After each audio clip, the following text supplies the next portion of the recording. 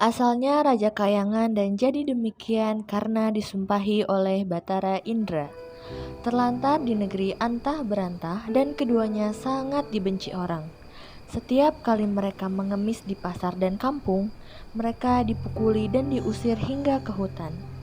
Oleh yang demikian, tinggallah dua suami istri itu di hutan, memakan batang kayu dan buah-buahan.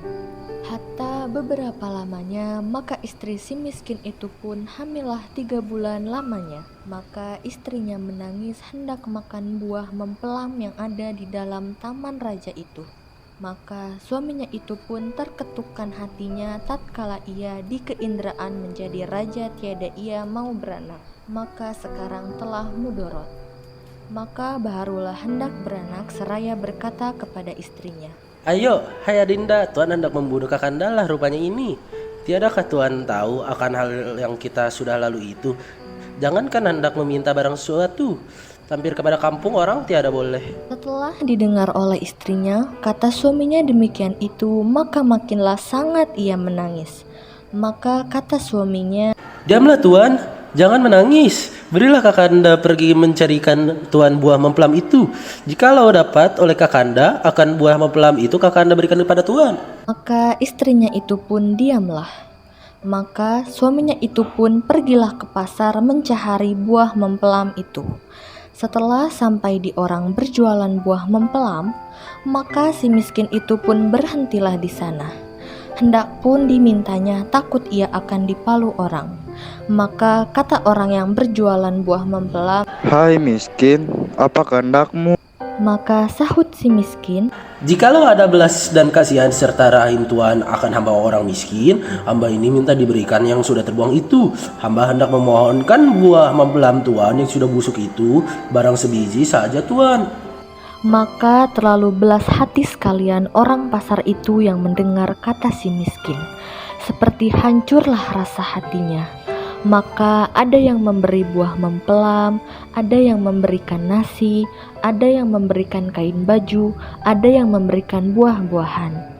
Maka si miskin itu pun heranlah akan dirinya oleh sebab diberi orang pasar itu berbagai-bagai jenis pemberian. Adapun akan dahulunya jangankan diberinya barang suatu hampir pun tiada boleh. Habislah dilemparnya dengan kayu dan batu. Setelah sudah ia berpikir dalam hatinya, demikian itu maka ia pun kembalilah ke dalam hutan mendapatkan istrinya. Maka katanya, Inilah Tuan, buah mempelem dan segala buah-buahan dan makanan-makanan dan kain baju. itu pun diinjakkannyalah istrinya seraya menceritakan hal ihwalnya tatkala ia di pasar itu. Maka istrinya pun menangis tiada mau makan jikalau bukan buah mempelam yang ada di dalam taman raja itu. Biarlah aku mati sekali. Maka terlalulah sebal hati suaminya itu melihatkan akan kelakuan istrinya itu seperti orang yang hendak mati. Rupanya tiadalah berdaya lagi. Maka suaminya itu pun pergilah menghadap Maharaja Indra Dewa itu. Maka baginda itu pun sedang ramai dihadap oleh segala raja-raja. Maka si miskin datanglah lalu masuk ke dalam sekali. Maka titah baginda, Hai miskin, apa kehendakmu? maka sahut si miskin, Ada juga Tuanku. lalu sujud kepalanya lalu diletakkannya ke tanah. Ampun Tuanku, beribu-ribu ampun Tuanku. Jikalau ada karenanya Syah Alam akan patuhlah hamba orang yang hina ini. Hendaklah memohon buah mempelem Syah Alam yang sudah gugur ke bumi itu barangkali Tuanku. Maka titah baginda, Hendak engkau buatkan apa buah mempelam itu? Hendaklah dimakan Tuanku. maka titah baginda, Ambillah barang setangkai, berikan kepada si miskin ini. lalu keluar ia berjalan kembali. Maka si miskin pun sampailah kepada tempatnya. Setelah dilihat oleh istrinya akan suaminya datang itu membawa buah mempelam setangkai, maka ia tertawa-tawa seraya disambutnya lalu dimakannya. Maka adalah antaranya 3 bulan lamanya. Maka ia pun menangis pula hendak makan nangka yang di dalam taman raja itu juga. Demikian juga si miskin mendapat nangka di kebun raja itu untuk istrinya yang mengidam itu.